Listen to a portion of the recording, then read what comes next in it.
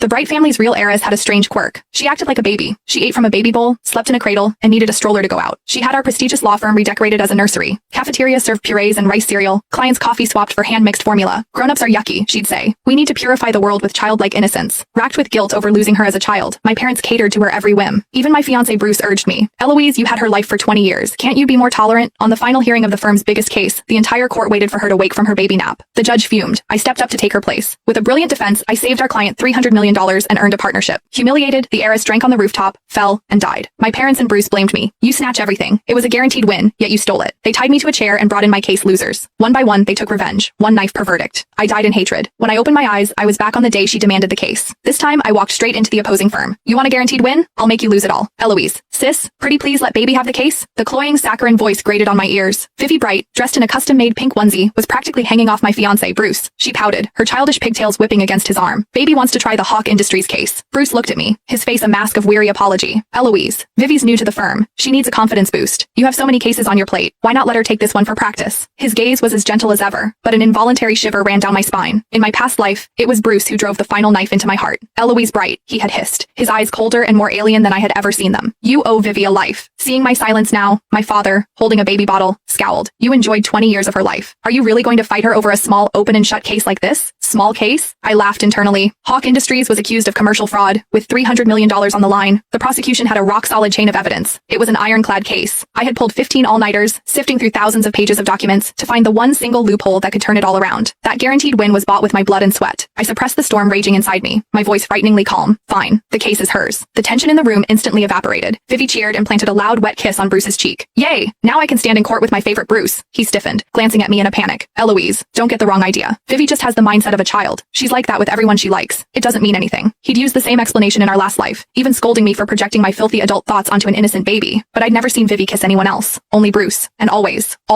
when I was there to see it, I curved my lips into a faint smile. "I understand. Since Vivi is taking the case, I'll step down. I'll get all the relevant materials organized for her." "Wait," my father called out from behind me. "You've been on this case for a long time, and you have the courtroom experience. You'll be Vivi's assistant on this one. It will be a glorious moment for the Bright family when you two sisters win this together." He left the other half of his sentence unsaid. "And if you lose, you'll be the sacrifice we offered to Gideon Hawk to appease his anger." Seeing me lower my head in silent agreement, his expression softened. He walked over and patted my shoulder. "Don't worry, Eloise. We'll be fair to both of you. We won't play favorites." In my past life, that empty promise had moved me to tears. I had been so desperate for their approval, even knowing they only adopted me because my eyes held a faint resemblance to their lost daughter. The moment Vivi returned, they looked at me with nothing but disgust and contempt, as if I were a cheap counterfeit.